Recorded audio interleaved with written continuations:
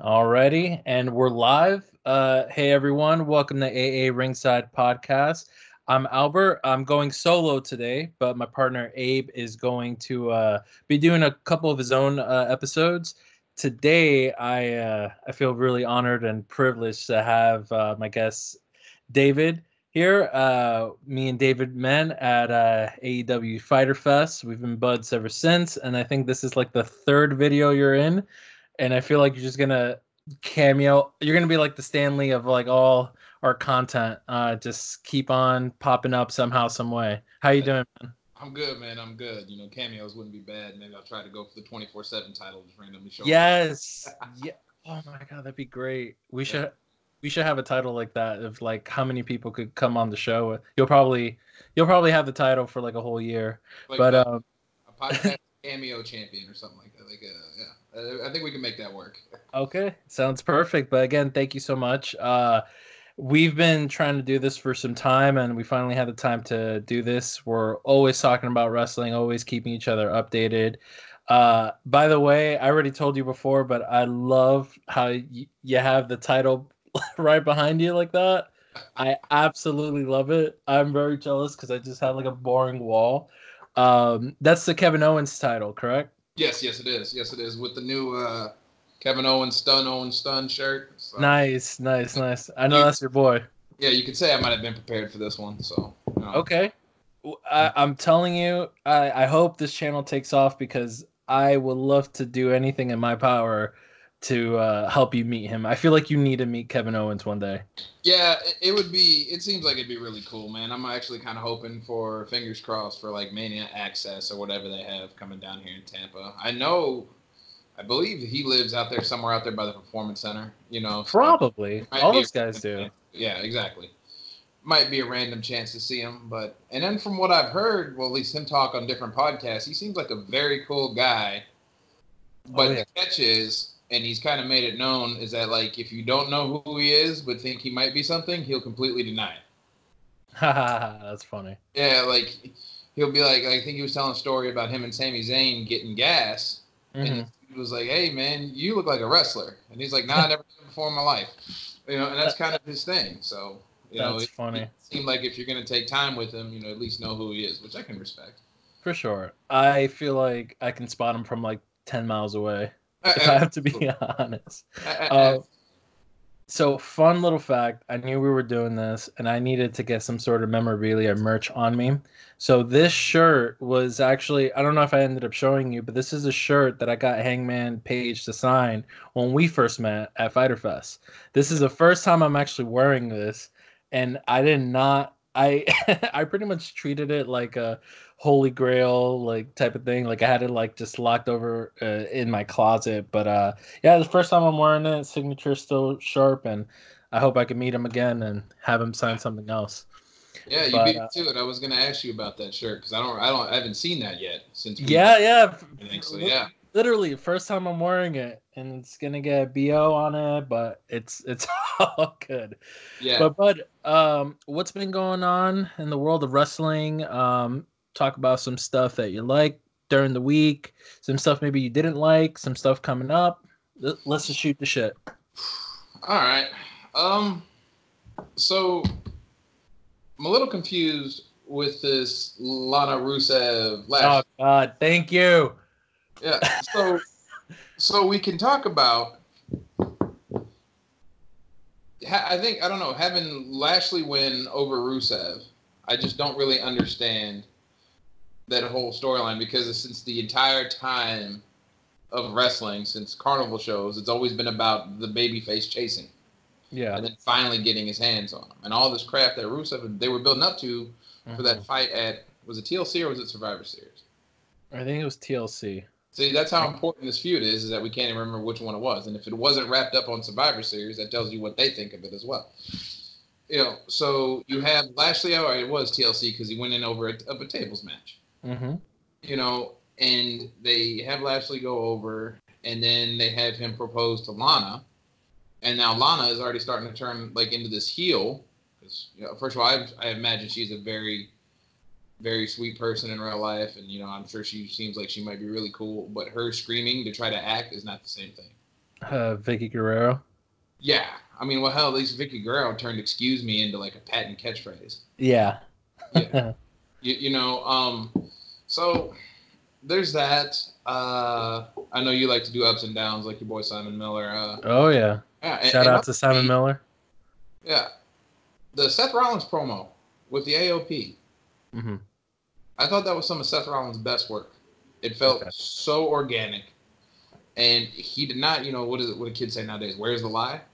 Yeah. He did not say anything. He was like, "I do this, you guys boo me. I do this, you boo me. And I'm tired of doing everything for you, the universe. And he went the route. So I think bad Seth is quote unquote best for business. Okay. Yeah. So I don't know, man. I like where Rollins is headed. Of course, the story's got Kevin Owens in it. I think Rollins and Owens, given enough time, could put on a phenomenal match. Mm-hmm. But I would like to see. I'd like to see him kind of climb the ladder. Maybe KO start getting involved against the AOP, start taking them out 1-on-1 to get to Rollins. I think that's kind of cool. So, honestly, I would pretty much have to agree with you there. I think heel Rollins it really is best for business. I think it's funny how him and Roman are still really good buddies because their careers kind of parallel to a degree, except that with Roman, he went through the whole we getting booed throughout the arena and all that good stuff, but they never turned him heel. And everyone wanted to see it. And at least with Rollins, he's already been heel. Then he was a good guy. And for WrestleMania, this past WrestleMania, I wanted him to win. I wanted him to see, I wanted to see him, just take off completely. And then for some reason, WWE, I think they just completely screwed up his character. They try to make him too much like a John Cena baby face, I think they were just too much. They were worrying too much about printing money and making toys and making catchphrases. And I'm like, dude, it doesn't work with a guy like that. It doesn't work at all. So the fact that they have him turn heel now, I think it's pretty genius. And so far, I think he might be one of the better heels that we've had in the WWE, so far. Yeah, I feel like he could go on one of those crazy heel runs that Triple H had in 2004. Okay. And when he was and then when he started getting into with Evolution and Triple H just this wins by any means necessary heel. Rollins could do that. Are you talking about clean face, purple wearing trunks Triple H, or the mutton chop? The clean face purple trunks, because people hated that more. When Triple H came out there rocking that jean jacket vest combo, then it's when he was a good guy and a badass. Yeah. It's definitely kind of funny to where you see for the most part the dudes that are clean cut now are heels, and the ones with the beards are kind of the baby faces. It's it's definitely flipping up because Dolph Ziggler, I don't think he's had it. Well, now he's growing a beard. Last I saw last Friday. I didn't see SmackDown from yesterday, but he's starting to get some sort of beard. But I think I want to go back to Roman for a second because he just endured that entire run of being booed, and I honestly can't say I've seen a bad Roman Reigns match. I think he's a fantastic wrestler. Oh, he is. Yeah, and I think the problem is that they just tried to do too much with him and ram him down our throats. Instead of just letting him be the stoic ass kicker of the Shield. He didn't need any. He didn't need to be on the mic. And then it's funny though that they've been booing the hell out of him. But what I've noticed recently is that they're definitely been cheering him. He has not been. It's no longer cool to boo Roman Reigns anymore. That's what I've noticed from these live crowds. I agree. And so I just thought that was crazy that he endured that entire ride of getting booed every single time. Every single time. Didn't even go heel and just stuck with it. And then sure enough, they being the universe, just went right back to cheering him again. I think the fans, I think they've learned to appreciate him a lot more, especially with the cancer coming back in his life. I think they just overall, they see who he is as a man. They see who he is as a performer and a wrestler, and I think there's no way that you just can't like him. There's just no way. I think the company screws up when they're force feeding him stupid catchphrases and stuff like that. But I honestly, like, I personally love him. It took me some time to get to really like Roman, but overall, I think he's really solid. And I think besides this whole Corbin feud, I think he turns anything into magic, in my personal opinion. But I kind of feel that they disrespected him with the whole dog food thing, and it's just very stupid. I get it. I get why they keep doing things like that, because if I'm not mistaken, it was probably one of their most highest rated clips on YouTube, and a lot of people are tuning in. But man, just end this. Like, honestly, just end this. Yeah, because because Corbin right now is probably the hottest heel in the business. Oh, sure. Like, people just genuinely hate him. Like, Jericho is supposed to be a heel, but the problem with this smart fan He's base, a cool heel. Exactly, just like what the NWO's problem was when they first came out, And so, but like, Corbin is this guy that you just want to see him get his ass kicked. Oh, yeah. I mean, the dude's coming down, got people carrying him to the ring. He wears that douchebag crown. Like, it is so great. So, and props to him for kind of turning some stuff around, because he was a badass at NXT and kind of got lost.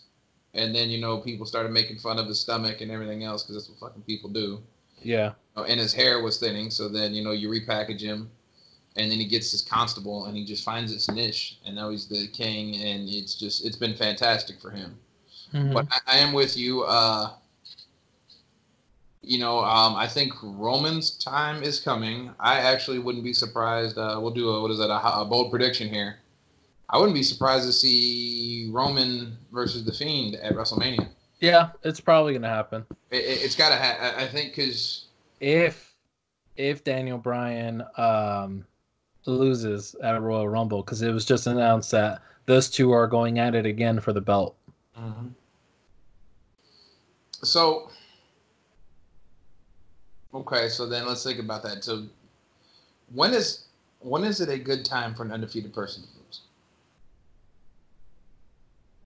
And I don't have an answer. I'm trying to think. It sounded like you did. It sounded like a trick question.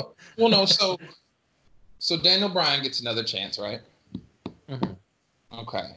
I think The Fiend wins again. I think so too. Yeah. And then, I mean, the only way I would have, because you could set up a Bryan Roman championship match at Mania. It'd be fantastic. It'd be fantastic. And I think Xavier Woods getting hurt knocks Kofi out of that picture, because they need somebody to run with these New Day tag titles.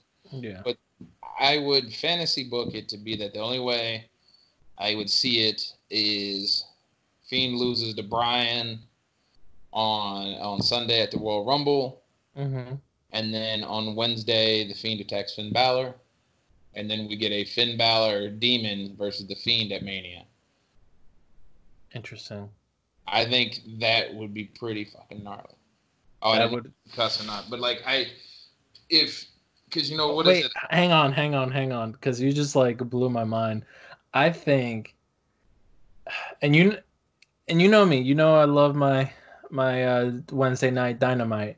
But if The Fiend popped up on NXT, holy shit, that'd be amazing. That'd be super amazing. Like, I think the ratings would be through the roof. Wow.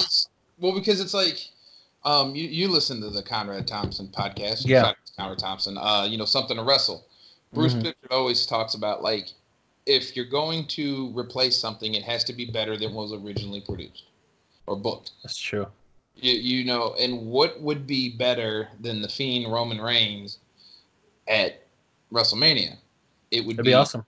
It'd be Fiend Finn Balor Demon at WrestleMania, which I think people would like fucking go nuts for. And it could be Bryan versus Roman, for the title. I just thought that'd be kind of interesting and be pretty cool, because okay, so now then you can run a whole nother storyline about the Fiend being vanquished from SmackDown, and all of a sudden he shows up on that Wednesday. Maybe even do it like a week after the Royal Rumble. Don't have to do that immediate Wednesday, but just all of a sudden. Sure. Have him come in there and just lay out Balor, and then you start setting the tone for that. And I'm glad you said something about Wednesday Night Dynamite. We can go into that for a little bit if you want to talk about AEW. Well, hold on, because you kind of blew my mind for a second. And you asked a really good question. When is a good time for undefeated champ to lose? Mm-hmm. Or was it a champ or just an undefeated person? Well, an undefeated person. Okay. I mean, and then you can kind of assume that those are one and the same. Usually if somebody's undefeated in wrestling, they're also the champion. It depends who it is. It always depends. But someone like The Fiend, who now, like, there's still a lot of hype around him, but there are some people who are not digging it anymore. It's not as fresh anymore, but he's still a big commodity. So, granted, he's fucking champ. But if he had been Universal Champion for at least 6 months, which I don't even think it's been 6 months since... was it Crown Jewel? Yeah, I was gonna say it would be pre-draft. So yeah, Crown Jewel. Yeah, I think that was just like 2-3 months ago. If it was like 6 months, I could say, okay, maybe he loses at Royal Rumble to Daniel Bryan.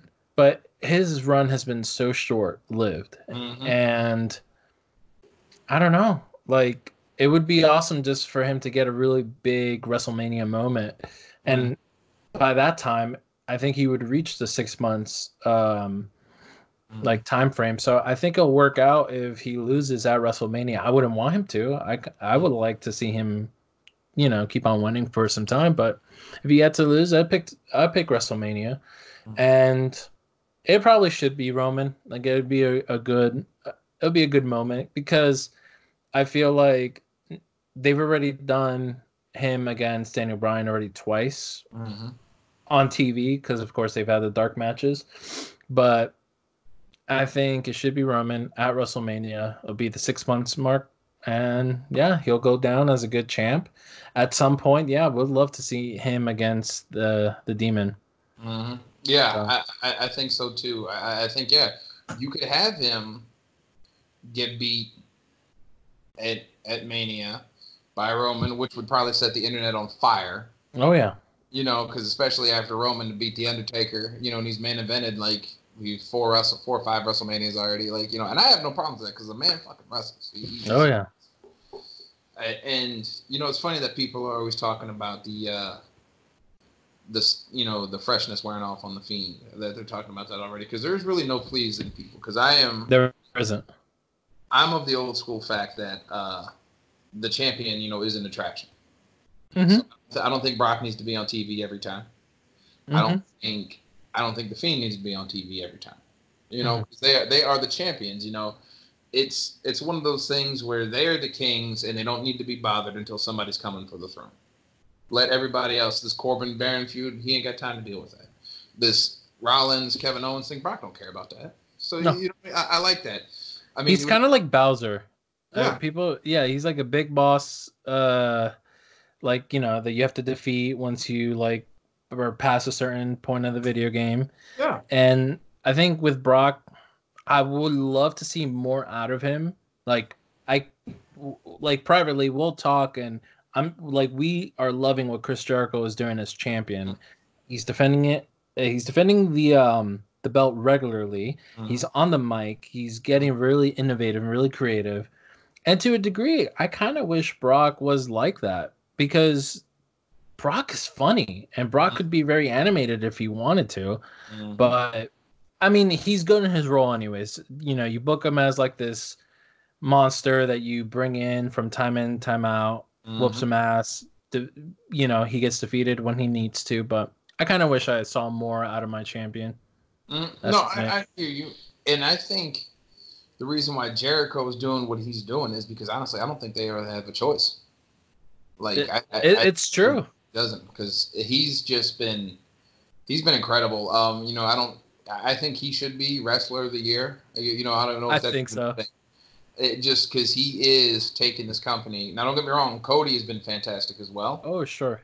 But what Jericho's doing is just been fantastic. And it's funny because AEW has to put Jericho on TV all the time because he's one of their biggest attractions. Oh, for sure. And one of the most recognized names to the casual wrestling fan. But he's such a versatile performer. Absolutely. Like on the mic, dude, the stuff that he does is just amazing. And I was listening recently to the 83 Weeks episode where they talk about Chris Jericho. And it's funny because he's doing a lot of the same things that he was doing back in WCW. And it works so brilliantly. Mm-hmm. And I like they were talking about like how I forgot which match it was, but like he lost. And he just started throwing like a temper tantrum where he starts hitting the post with the chair and everything. And he's doing that now. And I love little things like that. Like not last it was last week where he lost not that he lost, but like Jungle Boy ended up standing 10 minutes with him, which I thought was genius. I loved that match.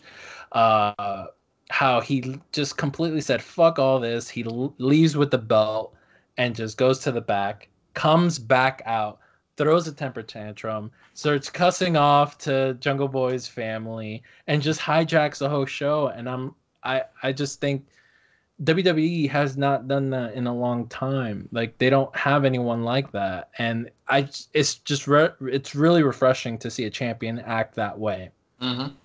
Well, and I think it's because it's two different mindsets. I think Vince McMahon looks at it like the attraction type of thing. So you don't see him every day. If the champion comes around, people will spend more money and they'll tune in because they haven't seen him in 3 months, whatever. AEW is like, we're a wrestling company. Our champion will be here. He will be fighting. But going back to Jericho for a minute. So, we had the lexicon of Jericho. Or there was a lexicon of Le Champion, the LLC. I loved it. Yeah, which was fantastic. He had made fun of MJF by talking about who wears a scarf. Nobody wears a scarf. That was great.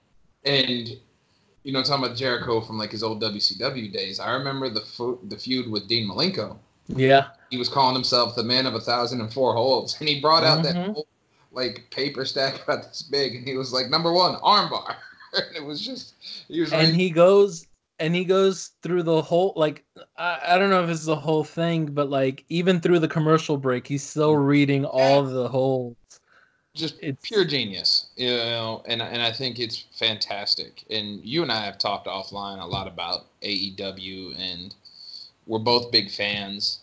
But every Wednesday, it just kind of feels like it's just like another house show. I think they really kind of got to kind of figure out some developmental things. And I mean, we're seeing random tag teams with Omega and Paige. It looks like we're getting ready to see. I feel like I've seen some combination of Young Bucks, Lucha Brothers, and SCU about 100 times already. Yeah, it's true. I get it. That's their horses, but I do agree with you. Anyone could call me like whatever they want. They call me AEW fanboy. I do agree with you. It does feel like just not repetitive, but like I do feel like I'm seeing somewhat of the same house show.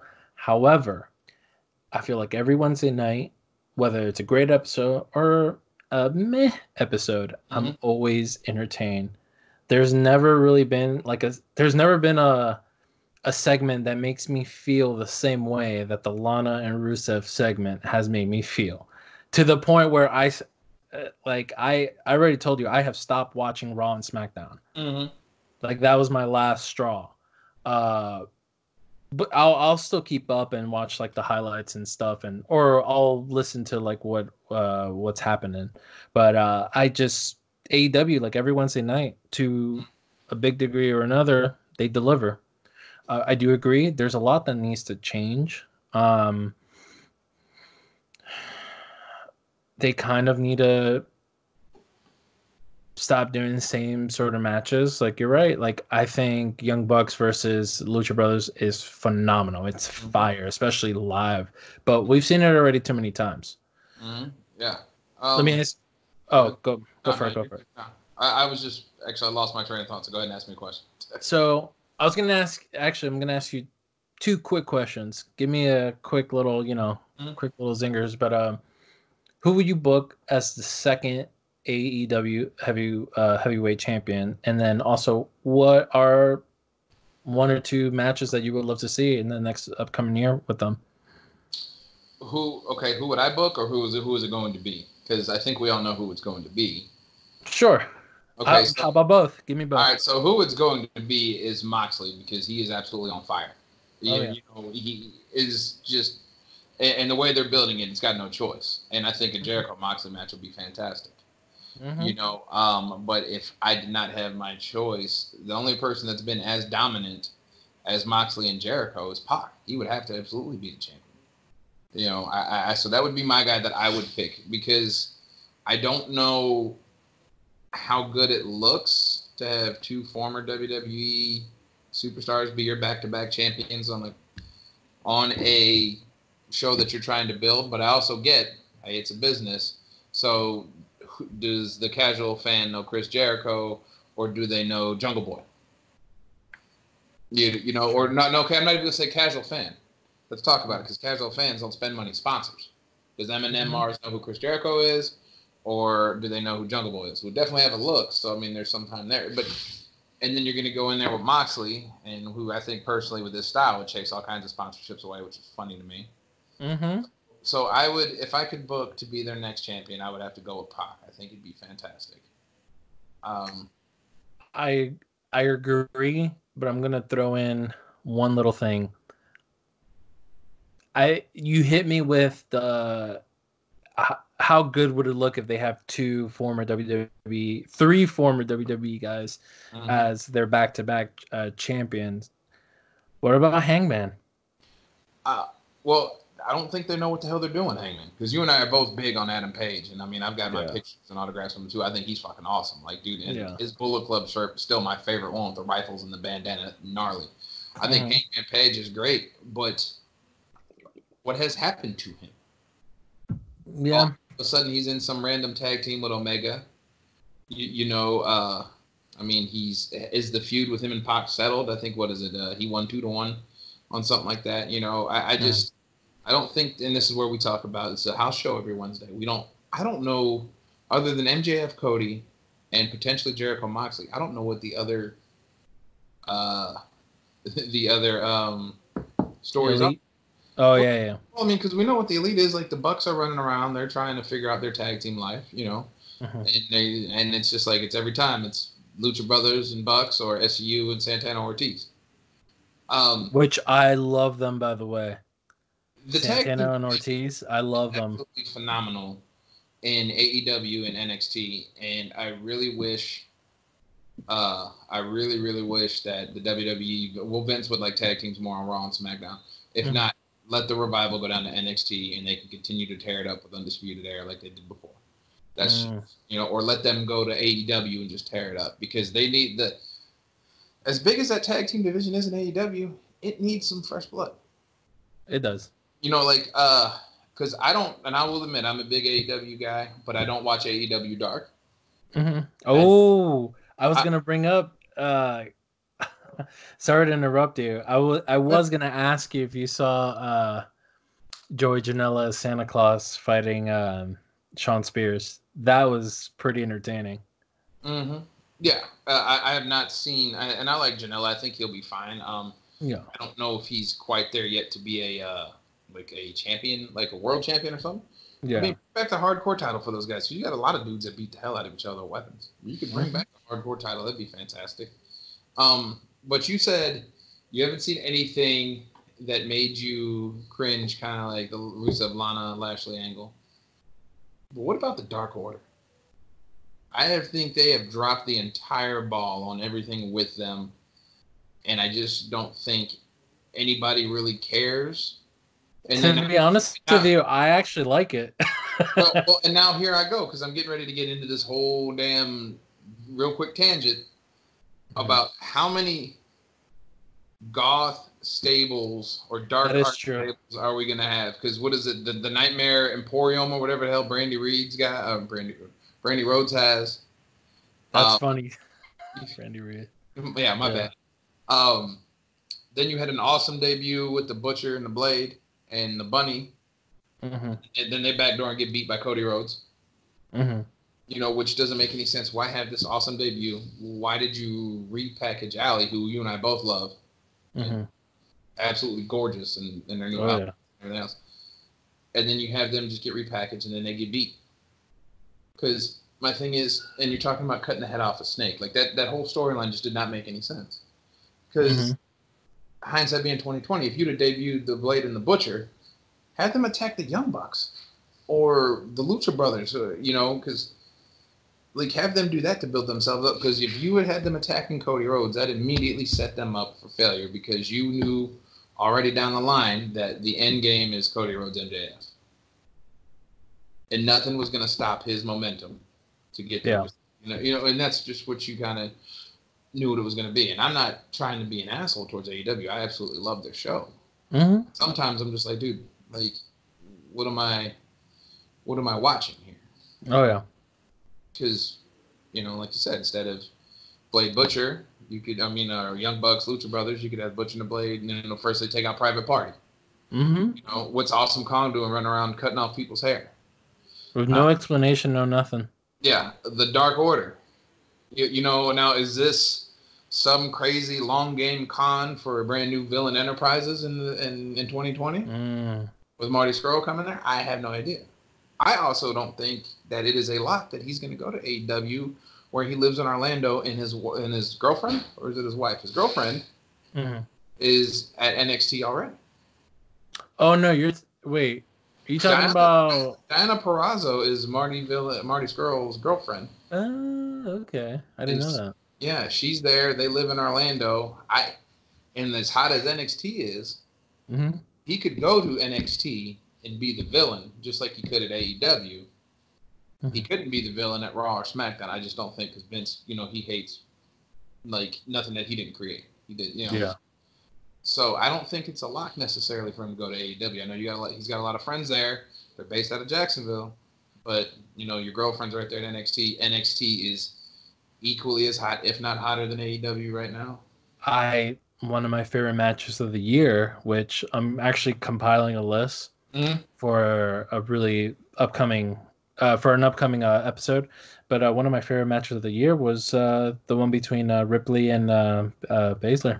Yes, and I texted you that when I saw that. I watched that match. I was like, dude, that is match of the year. Oh, and yeah. If you also have that on that list, you got to have Revival versus Undisputed Era, O'Reilly and Fish, that tag team match. I didn't see that one. You go back and find it. I will. And it might be better than that because it's just been, you know, it's been fantastic. And, you know, but like you said, Cody versus Jericho was great. You know, honestly, that torturous lion tamer, it was so great. Cody, yes, I agree. That's actually on my list as well. Cody versus Jericho, Cody versus Dustin. Yep. I wouldn't put this on match of the year, but I did love Cody versus Shawn Spears, and I love his repackaging. I thought it was pretty genius. I think they need to put more steam behind Shawn Spears. Absolutely. Because they have a great villain in their hands. And with Tully Blanchard, and not doing a whole lot with him. He's picking up wins. But it was just announced that AEW is going to reset the record, all the records for this upcoming year, which I think makes sense. So hopefully, you know, they just add some fuel and some steam behind them and package him as a really great heel. And I think they're 100% right with Spears. And I think his biggest problem, or a lot of these guys, is that they don't have another title for these guys to have. Like, I think that's coming soon. They're probably going to have a mid-card title. I'd like to see it be the old school like television title. Yeah, that'd be cool. Because normally back in the day, the U.S. title was the workers' title and everything, but WWE and said, so bring back the television title. And, you know, hell, Arn Anderson was running around with that all the time. I think the TV title would be pretty dope. That would be pretty dope. Dude. Oh, I'm sorry to cut you off. Good, man. I'm new to this. So, yeah. It's fine. Well, we probably got like roughly about 5 more minutes. What about the women's division on AEW? Like, I feel like everyone's been talking about it, but I feel like they have a lot of talented people there, and it's kind of weak. I know we're only several months in with Dynamite, but or even with the company just in general, but I think it's weak, very weak right now. Like I like Chris Statlander, I like her a lot, and I like how they're pushing her. I think it's a little messed up because it looks like they were gonna push Britt Baker for the longest time, but you got to do what makes more sense. But I don't know what's happening. I like Rio as a champion, but where the hell has she been? Like, granted, I know she doesn't speak any English, but I feel like she could pop up, maybe do some videos or something to push the company a little more, but hasn't done a whole lot.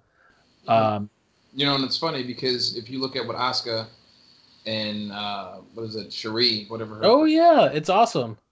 And they don't speak English either. Mm-hmm. And so it's a precedent that it can be done. Yeah, I actually forgot. Like I knew Riho as a champion, and I couldn't remember anybody off the top of the list that was in that women's division. It is definitely fallen by the wayside. I don't want to see Awesome Kong versus Aja Kong. They're just both done. That would have been cool maybe 15, 20 years ago. I was watching some old Survivor Series where it was Aja Kong versus Medusa. Oh, wow. Lundra Blaze. And I'm like, so it's like, all right. It feels like AEW's biggest problem is that they tapped into a market about a bunch of people that they've never heard of, and they being fans, and now they're suffering from that. You know, I mean, I know Britt Baker, but I knew her first as Adam Cole's girlfriend. That's not a knock on her, and she's a very lovely dentist, by the way. You know what I'm doing? Did you see the challenge? What's that? You didn't see the Britt Baker challenge? Oh yes. Yeah. From Yampa didn't kill her. So I mean, AEW's women's division needs help. But you got to remember the WWE's women's division was just as terrible, if not for the last 5 years. You know, I mean, you had Trish and Lita, and then that was it, and then it just had this weird thing with the Bellas, and like Michelle McCool was the fucking champion at one time. You know, like it just. Yeah, it's so. I mean, everything with AEW needs time. They need a year, no matter what. Oh, for sure. Like, I think there's gonna be a little bit of like energy and life injected into AEW once the cruise episode happens. I think that's gonna be very interesting because I don't think anything like that has ever been done before. So I'm really excited for that. But I'm really excited what's happening with AEW for this upcoming year. Someone posted, do you guys think AEW is going to last through 2020? I'm like, of course they're going to survive through it. I'm really excited to see what they're going to do. I'm really rooting for them because, of course, if they do well, I feel like that's just going to be good overall for, the wrestling landscape. And well, I mean, look what the creation of AEW has done for NXT. Oh, sure. Everybody's benefited. All fans have benefited from that. You know, and I think NXT and AEW are the two most talked about shows. You know, more than anything else. Like people talk about. I don't think anybody talks about Raw or SmackDown nearly as much as they do AEW. Oh, and a little pro tip. I didn't see last night's, but SmackDown has been pretty solid for the last 2 weeks. So okay. I haven't seen it. Free on a Friday night, just maybe give it a look or DVR because it's been pretty solid. I've been all my most of my recaps have been ups and downs with my boy Simon Miller. But I you know what? I'll take you to your word, and I'll definitely watch it or the last few episodes. But dude, any last few words? We're running almost at 40 minutes. I just want to cut it a little short. I feel like we could talk for like 2 or 3 hours. But yeah, any last final words? Anything you want to recap? No, I like the idea of talking about compiling a list of matches. I think that'd be kind of cool to kind of compare and contrast and see where we're at, man. And so if you guys decide to do a show on something like that, I'd like to be in there with that. Okay, for sure. I think I'm gonna do a top 10 matches. I think Abe is gonna do top 10 wrestlers Mm-hmm. of the year in his book, and then shit. If you want to do a top 10, you do a top 10 moments, Mm-hmm. whatever you like. Come on down. Absolutely, man. That sounds like a plan, brother. Well, you enjoy the rest of your weekend. Thank And you, sure bud. we'll talk offline before then. But to everybody listening and watching, man, Happy New Year, all. Everybody be safe. Thank you so much. Yes, everyone, Happy New Year's, and hope you had a happy holidays. And honestly, I'm just really excited for what's to come. Yeah. Again, bud, thank you so much. I really appreciate you. Yes, sir. Sounds good, man. And I'll see you at Rumble. Oh, for sure. Yep. All right, bro. Later.